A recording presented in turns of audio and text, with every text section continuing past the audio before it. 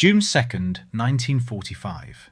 16 F4U Corsairs from the USS Shangri-La sweep low over the Japanese mainland. Hunting for ground targets, the confident Americans are entirely unaware of the danger above. Suddenly, 21 N1K2-J Shiden Kai fighters dive directly out of the blinding sun. The ambush is merciless. In minutes, the American squadron loses 9 aircraft. The Japanese lose only 2. Against all odds, it appears Japan has finally found the ultimate fighter and the elite pilots to crush the dreaded Corsair. But if the Empire could inflict such a devastating one-sided defeat, why did this triumph arrive just 2 months before its unconditional surrender? That stunning ambush over the home islands was not the beginning of a miraculous resurgence. It was a fleeting illusion of hope that arrived far too late to matter. To understand why such a decisive strike meant absolutely nothing in the final calculus of the Pacific War, we have to look past the aluminum and the engines. We have to look at the tragic arc of one man, Captain Minoru Genda, and the rigid tactical philosophy he helped forge into an unbreakable military religion. This is not simply a story of American industrial might overwhelming a depleted enemy. It is a story of a catastrophic institutional trap. It is a core paradox of a military establishment that spent over a decade engineering the perfect system to guarantee victory, only to watch that exact system ensure its total destruction. Genda and his contemporaries built a doctrine that elevated the close quarters aerial duel into an absolute, forging a generation of combat pilots who were initially untouchable. But when the reality of modern aerial warfare fundamentally shifted, the Japanese high command found themselves paralysed by their own brilliant traditions. The very tactical philosophy that originally made them invincible had systematically doomed their entire air force. How did a military culture so obsessed with perfection blind itself to its own fatal flaw?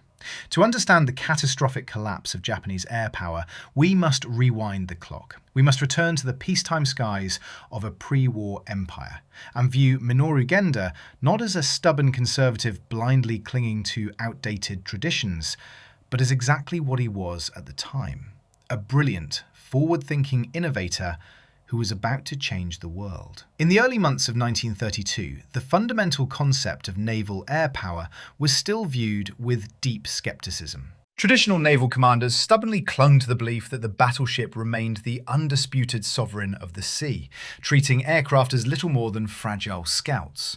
But a young, intensely charismatic Japanese lieutenant named Minoru Genda looked at the sky and saw something entirely different. To prove the absolute potential of massed aviation, he gathered a select group of pilots and formed a legendary demonstration team that quickly became known throughout the empire as Genda's Flying Circus. This was not merely an acrobatics troupe designed to entertain crowds. For Genda, the open sky over Japan was a high-speed laboratory. He was meticulously testing the extreme limits of concentrated formations, aggressive maneuvering, and synchronized strikes. Through the relentless drills of the Flying Circus, Genda began championing a radical idea: that carrier aviation, when tightly massed together, could project overwhelming offensive power. It was exactly here, while refining these complex aerial ballets, that he began cementing the core strategic principles of absolute surprise and overwhelming concentration, the very blueprint he would eventually use to orchestrate the catastrophic strike on Pearl Harbor a decade later.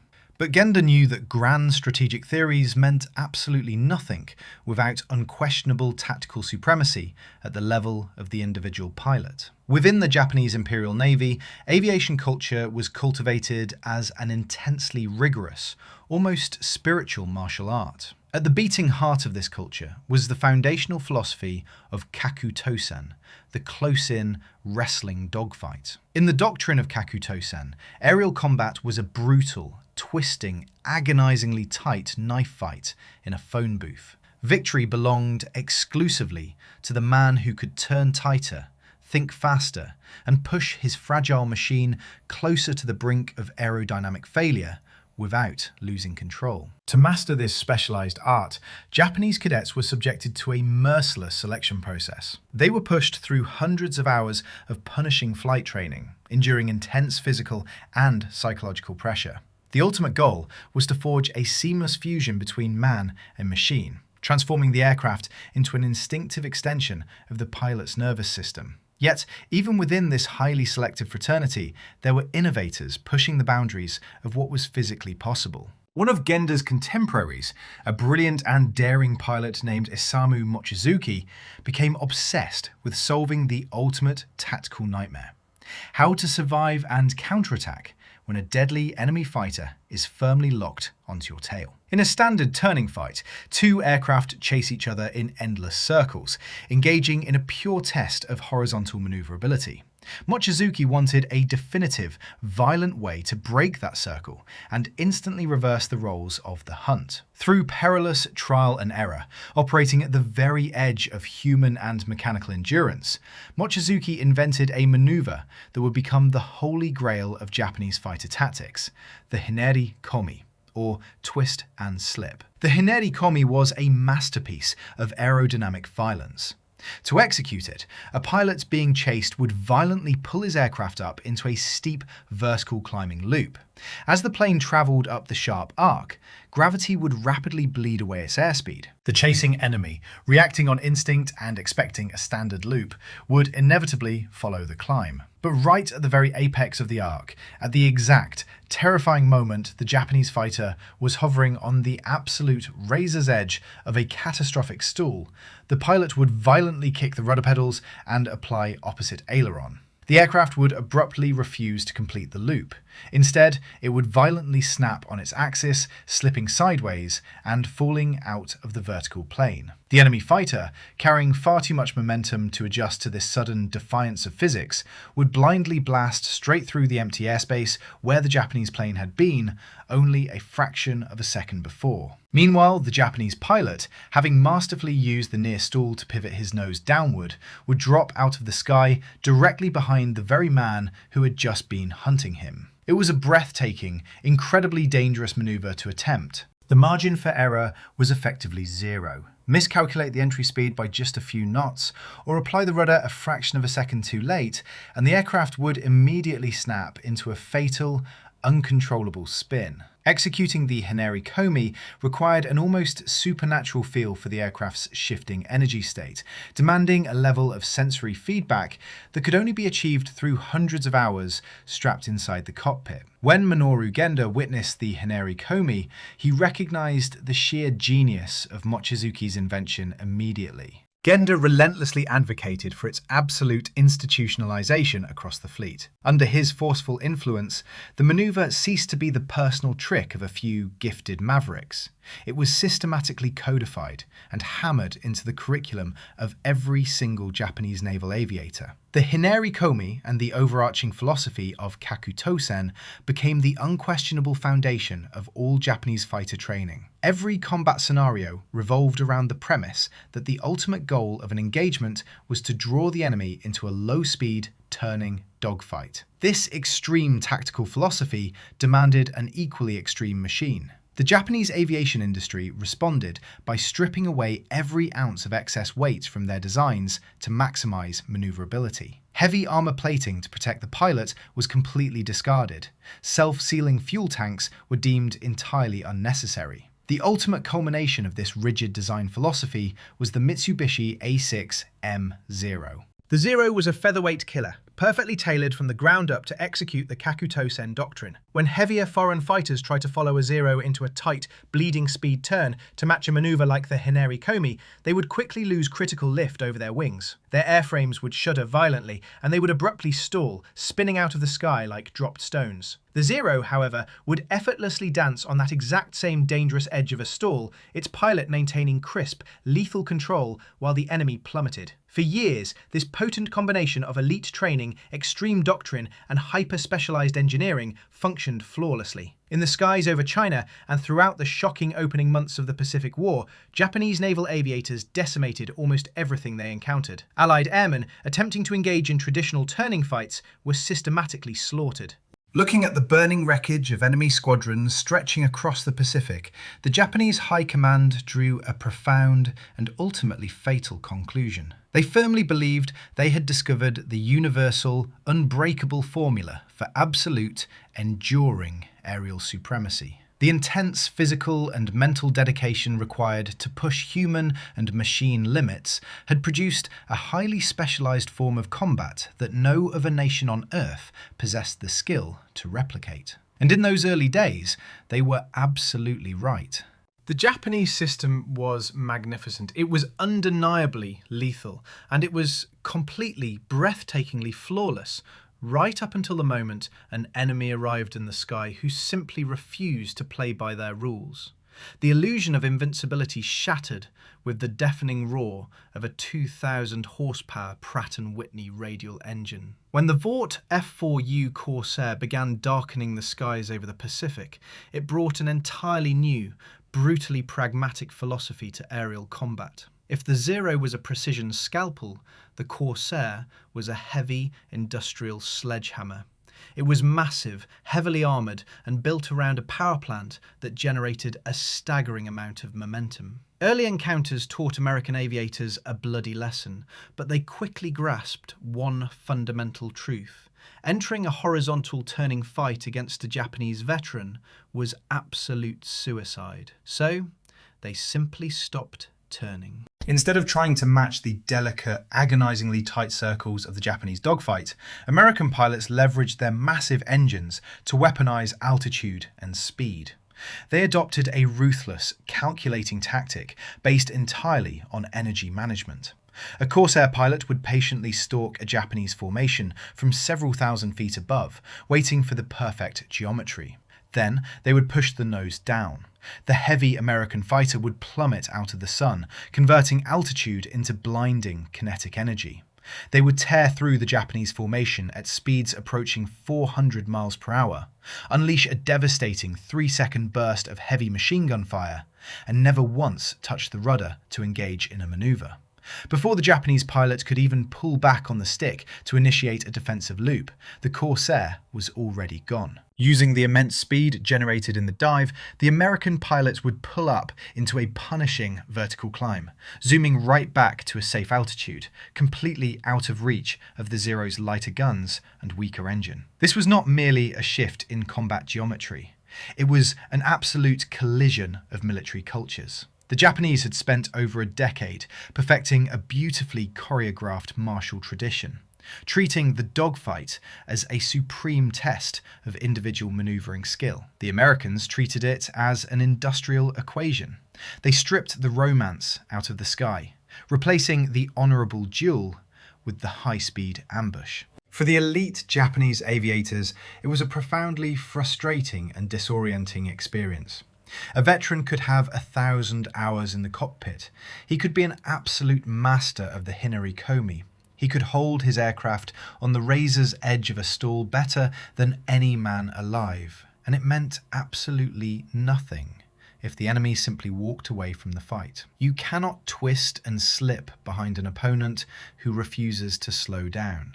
You cannot outturn a fighter that is already 3,000 feet above you and climbing. By aggressively dictating the altitude and the tempo of the engagement, the Americans completely neutralized Japan's greatest tactical advantage. The undisputed masters of the sky were suddenly left flying tight, flawless circles in empty air, swatting at heavy fighters that only engaged on their own terms. It was a cold, pragmatic dismantling of a military religion. This jarring exposure of a fatal doctrinal weakness should have sent shockwaves through the highest levels of the Japanese Naval Command. It should have sparked an immediate, desperate pivot in how they built their aircraft and trained their cadets. But instead, the horrifying realization that their perfect system was broken triggered a fatal institutional paralysis. As the Pacific War ground relentlessly into its second and third years, the skies over the Solomon Islands, New Guinea, and the Marianas became an insatiable meat grinder for the Japanese Imperial Navy. The pre-war generation of aviators, the irreplaceable masters who had spent hundreds of hours in the peacetime skies perfecting the brutal, spiralling choreography of the turning fight, were systematically bled white. They were shot down not by superior individual dogfighters, but by high-speed slashing passes, highly disciplined, mutually supporting formations, and the sheer, unforgiving industrial output of the United States. And as these irreplaceable veterans vanished forever beneath the cold waters of the Pacific, the institutional rigidity of the Japanese High Command slowly morphed their once glorious tradition into an inescapable death trap. Back on the home islands, the entire aviation training pipeline completely collapsed under the crushing pressure of catastrophic frontline losses. In 1941, a Japanese naval cadet would not even be allowed to smell a combat zone until he had logged upwards of 700 hours in the cockpit.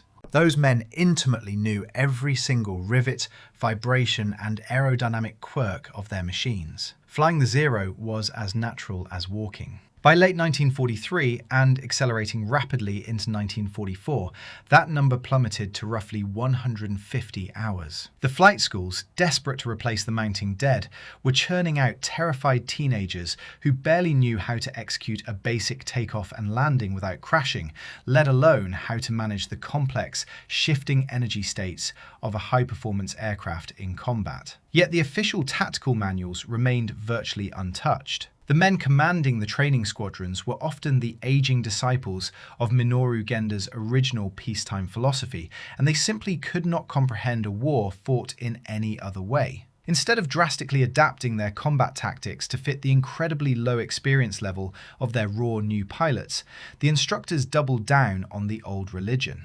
They stood before classrooms of 19-year-old boys and preached the absolute gospel of Kakuto-sen. They demanded that these rookies execute the Hineri Komi, the incredibly dangerous, physics-defying twist and slip maneuver that had taken the pre-war veterans years of relentless practice to master. To a seasoned veteran, the maneuver was a calculated sensory risk, felt through the seat of the pants. To a rookie with 150 hours, it was an aerodynamic death sentence. When these highly inexperienced cadets were thrown into the violent inferno of actual combat, they treated the Hineri Komi not as a highly situational, nuanced tool, but as a magic spell, a universal, desperate solution to all tactical problems. As heavy American Corsairs and Hellcats came screaming down out of the sun at 400 miles per hour, the panicked Japanese rookies would instinctively yank back hard on their control sticks, desperately trying to pull their lightweight Zeros into the steep vertical loop required to initiate the maneuver. But they lacked the intuitive muscle memory feel for the aircraft's bleeding kinetic energy. They would bleed off their speed far too quickly, stall out violently at the apex of the climb, and simply hang there, suspended in the sky, desperately fighting their own controls. For the American pilots flashing past, these stalling Zeros presented massive, stationary targets hovering against the clouds. The Japanese planes, still stubbornly built without self-sealing fuel tanks or thick pilot armour, would be instantly shredded by converging streams of heavy 50 caliber machine gun fire, erupting into blinding fireballs before the rookie pilot even realised he had miscalculated his airspeed. The Japanese military establishment in Tokyo watched their fighter squadrons literally evaporate from the order of battle. But the bureaucratic machinery was entirely incapable of admitting that their core tactical philosophy was fatally flawed. To officially abandon the turning dogfight would be to admit that a decade of intense, spiritual devotion to the art of individual combat had been rendered utterly obsolete by American mathematics, armour, and horsepower. It was culturally unacceptable. Instead, the High Command placed the blame for the staggering casualty rates squarely on a lack of spiritual fortitude among the younger generation of pilots. They drafted memos demanding more aggression, more offensive spirit, and more absolute dedication to the attack. And as the strategic situation grew increasingly hopeless, they began throwing their remaining aircraft and barely trained boys into the ultimate tragic expression of institutional failure, the one-way suicide attacks of the special attack units, the kamikaze. Captain Minoru Genda watched this unfolding catastrophe from the inside with a growing sense of professional horror. The man who had personally helped build the very system that was now actively failing understood perhaps better than anyone else in the naval hierarchy, that throwing away the last surviving professionals in disorganised brawls or assigning them to fly one-way suicide dives was strategic madness. By late 1944, the American fleet was rapidly closing its iron grip on the home islands. The sky above Japan was increasingly filled with the long, white contrails of high-flying B-29 bombers, soon to be escorted by an overwhelming swarm of American fighters. The Empire was quite literally in its death throes, and the naval air forces were completely shattered. But Genda was not ready to surrender the sky without one final, meticulously planned counterattack. In late December 1944, as the military apparatus around him steadily disintegrated into chaos, he made one desperate gamble to mathematically prove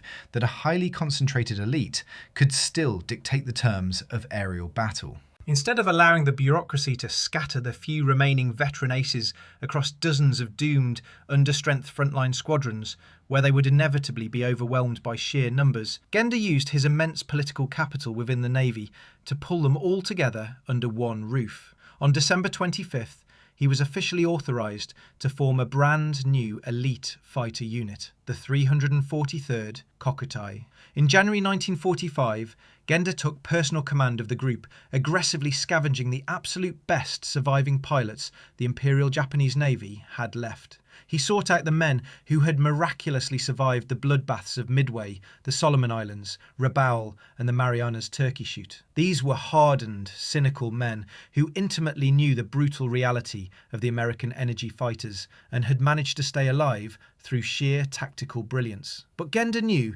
that simply pooling the best men was only half the equation. If he put his elite veterans back into the cockpits of obsolete, fragile Zeros, they would simply be annihilated by the overwhelming speed, diving weight, and firepower of the Corsair, regardless of their individual skill. To save his elite cadre, and in a deeply ironic twist, to save the very doctrine of the turning fight he held so dear, Genda needed a machine that broke almost every pre-war Japanese design rule. He desperately needed a technological band-aid to bridge the massive gap between American industrial superiority and Japanese tactical tradition.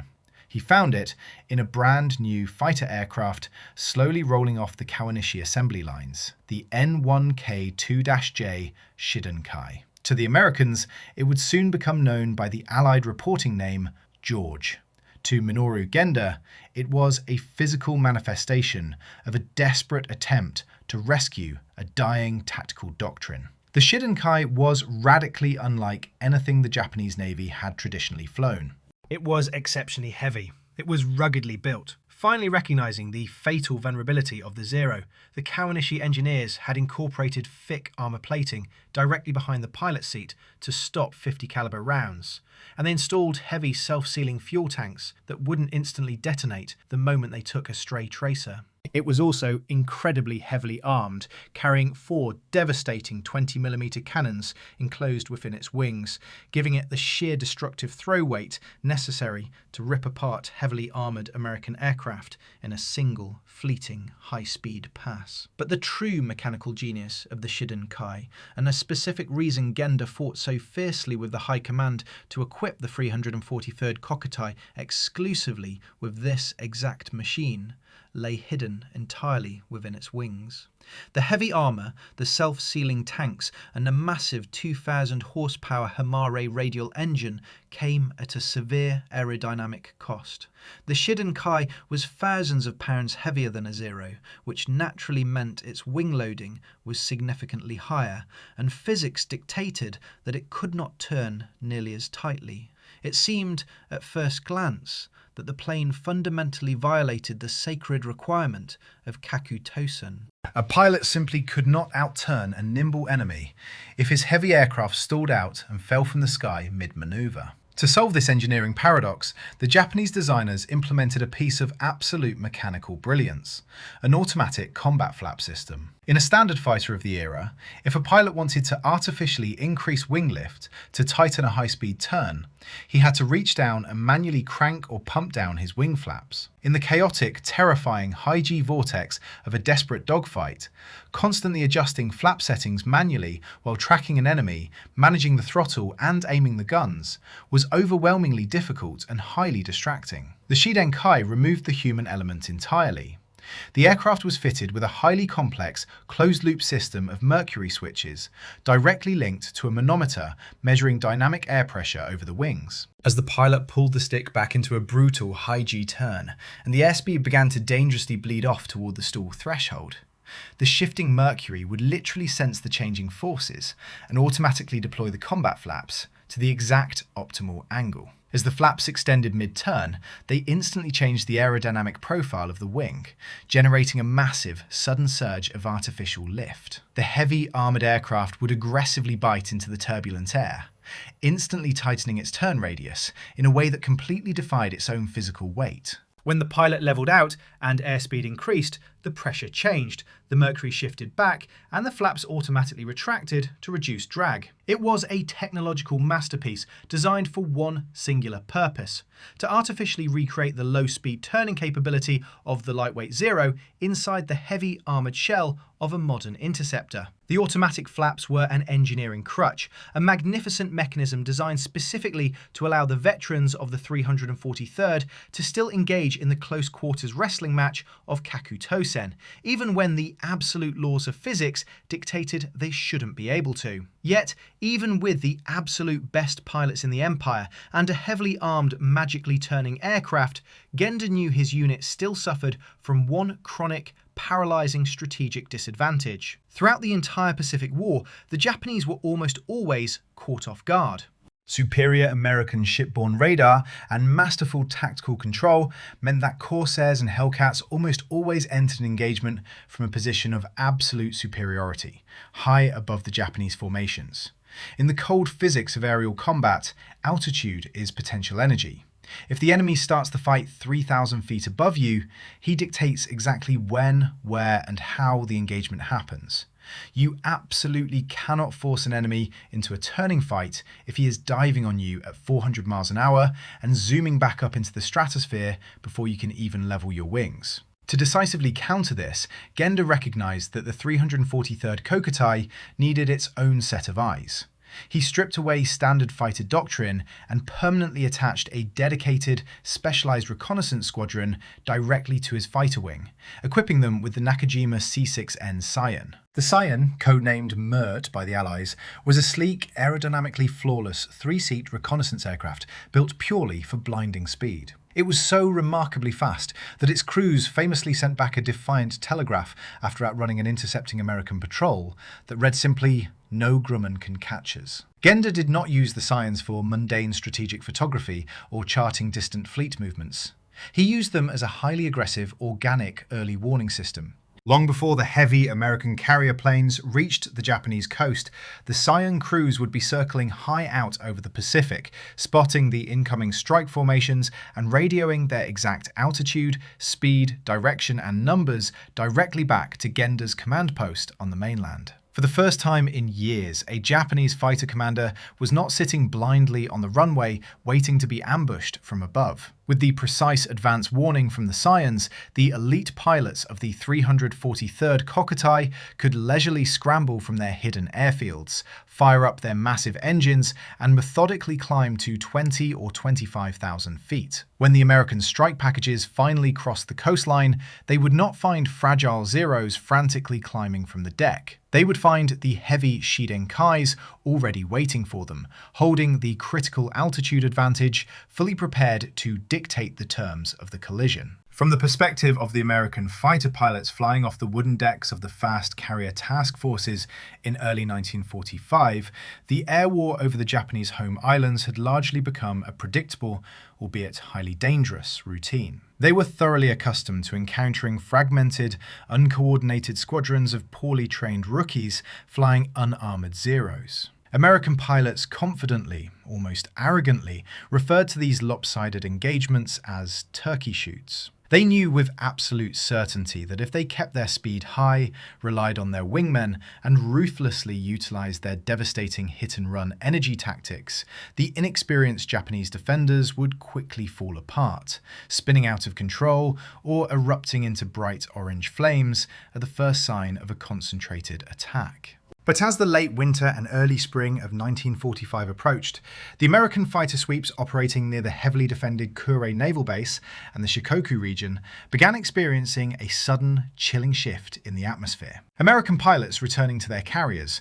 reported a wave of deep, unsettling anxiety spreading through the ready rooms. They were flying their standard combat patrols, looking downward for the usual disorganized resistance, when they were suddenly hit with a level of terrifying ferocity and flawless tactical coordination they had not seen since the dark, bloody days of 1942. Instead of encountering fragile planes that burned easily under concentrated fire, the Americans were suddenly trading blows with heavily armored, snub-nosed fighters that absorbed 50 caliber rounds and simply kept flying. But far more terrifying than the rugged new machines were the unseen men sitting inside the cockpits. These adversaries did not panic. They did not stall out in desperate, rookie vertical climbs. When an American Corsair attempted a trademark high-speed slashing attack, the Japanese pilots did not scatter. They violently turned directly into the dive, firing devastating, highly accurate barrages from 4 20mm cannons. Then, using their automatic combat flaps, they effortlessly tracked the heavy American fighters through high-speed maneuvers that should have been mechanically impossible for a Japanese plane of that massive size. A grim, sobering recognition slowly settled over the American fighter squadrons. The easy kills were gone. They were no longer fighting frightened cadets fresh out of flight school. The masters had finally returned, and they were flying a terrifying new machine, specifically designed to kill American energy fighters. Captain Minoru Genda had meticulously assembled the ultimate defensive weapon from the smoking ashes of a burning empire. Against all mathematical and logistical odds, he finally possessed the perfect heavy interceptor in the Shiden Kai. He had successfully pulled the most lethal, highly experienced men the entire Navy had left to offer. And, crucially, he possessed the dedicated early warning system they had always lacked to finally guarantee the high ground. He had built an untouchable fortress in the sky. A concentrated pocket of absolute excellence designed to violently validate the philosophy he had championed for over a decade. The ultimate test of this resurrected elite was about to begin. On the morning of March 19th, 1945, that ultimate test arrived. American carriers from Task Force 58 launched a massive fighter sweep aiming for the Kure naval base. But this time, they were not flying into an empty sky. High above the Pacific, Genda's sleek Scion reconnaissance planes spotted the incoming strike package perfectly on schedule, radioing the exact coordinates back to the mainland. There was no panic on the Japanese airfields. The veterans of the 343rd Kokutai fired up their heavy engines, took off at their own pace, and methodically climbed to altitude. When the American Hellcats and Corsairs crossed the coastline, they were the ones caught completely off guard. The Shiden Kais were already waiting in the sun, holding the high ground and dictating the terms of the engagement. The Japanese elites pushed their noses down and plunged into the American formations. The sky over Shikoku instantly erupted into a massive, chaotic brawl. This was the precise scenario Genda had spent months engineering. A massive, close-quarters Kakutosen dogfight. The heavy Shiden Kais carved violently through the air, their automatic combat flaps deploying to magically tighten their turns, their 4 20mm cannons shredding anything that crossed their sights. When the smoke finally cleared and the surviving Japanese fighters touched back down, the mood at the base was electric. Exhausted but exhilarated, the pilots of the 343rd reported a staggering victory. They claimed to have shot down 52 American aircraft. In the command post, it felt as though the ghosts of 1942 had returned. Genda's gamble seemed entirely vindicated. The elite had proven that the old doctrine could still break the American war machine. But the euphoria was built on a phantom foundation. Decades later, when military historians meticulously cross-referenced Japanese claims with official US Navy loss records, a crushing, demoralizing truth emerged. The Americans had not lost 52 aircraft. They had lost exactly 14 fighters, resulting in 7 pilots killed or missing. In return, the 343rd Kokutai had lost 15 Shiden Kais, taking 13 irreplaceable elite veterans to their graves. It was not a stunning tactical triumph. It was a one-to-one bloodbath. Even operating under absolutely flawless conditions, possessing early warning, holding the critical altitude advantage, flying heavily armed modern interceptors, and utilizing the absolute finest aviators left in the Empire, the Japanese could only force a stalemate. The Americans had simply absorbed the blow, relying on their disciplined mutual support and rugged airframes to survive the furious turning fight. In the brutal mathematics of attrition warfare, America could replace 14 planes and 7 pilots in a matter of days. The loss of 13 elite veterans permanently crippled Genda's force. The turning dogfight, executed to absolute institutional perfection, had failed to turn the tide, which raises a deeply unsettling question. If the absolute best pilots in the Japanese Navy could not win a fair fight under perfect conditions in March, how exactly did they orchestrate the brutal, one-sided massacre of the American Corsairs on June 2nd? To answer that question, we must return to the 2nd of June 1945. 16 American Corsairs from the USS Shangri-La were sweeping low over the Kagoshima prefecture, scouring the ground for targets of opportunity. They were flying low, they were flying slow, and crucially, they had broken formation. Several American pilots, eager for individual ground kills, had abandoned the strict mutual support discipline that usually kept them alive. They were looking at the Earth, completely ignoring the sky above them. High in the stratosphere, 21 Shiden Kais of the 343rd Kokutai were waiting. Thanks to the Sion reconnaissance planes, the Japanese had tracked the American strike from miles away. They had methodically climbed to altitude and positioned themselves perfectly up-sun. They were holding all the potential energy. When the Japanese commander gave the signal, the Shiden Kais pushed their noses over. They did not attempt to draw the Americans into a swirling, acrobatic turning fight.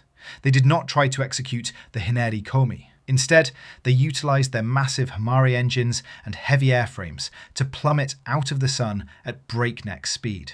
They tore through the scattered, low-flying Corsairs, unleashing devastating 3-second bursts from their 20mm cannons. Before the shocked American pilots could pull back on their sticks to engage, the Shiden Kais used their immense dive speed to violently pull up and zoom back into the safety of the high altitude, completely out of reach. The Americans were decimated before they even realized they were under attack. 9 Corsairs were destroyed in a matter of minutes. This was the greatest, most devastating victory of the 343rd Kokutai. It was the moment that seemed to validate the entire existence of Genda's elite fighter wing. But it contained a profoundly bitter irony. To achieve this spectacular slaughter, the greatest surviving masters of the Japanese Naval Air Force had to completely abandon their own tactical religion. They did not win by employing kakutosen. They did not win through superior turning or the beautiful choreography of the individual duel.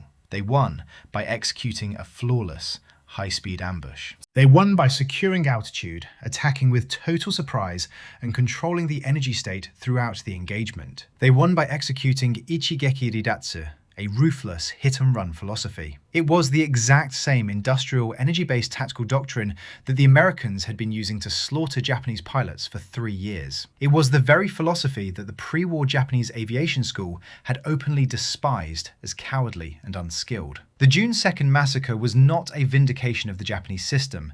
It was its ultimate repudiation. The elite veterans of the 343rd proved that they could be terrifyingly lethal, but only when they fought exactly like Americans. And they were only able to execute this perfect ambush because the Corsairs had momentarily abandoned their own tactical discipline, presenting a fleeting, unrepeatable anomaly. It was a brilliant tactical anomaly in the sky. The back on the ground, a much more mundane and silent enemy was already destroying the squadron from within. Beyond the tactical irony of that June ambush, a quiet, inescapable industrial catastrophe ensured that even these brilliant aces could not save the crumbling empire. The Shiden Kai was a mechanical marvel in the air, but it was an absolute logistical nightmare on the ground. Its massive Hamare engine, the very beating heart that allowed it to compete with the heavy American fighters, suffered from horrific unreliability. It was an incredibly complex piece of machinery, being manufactured by a starving industrial base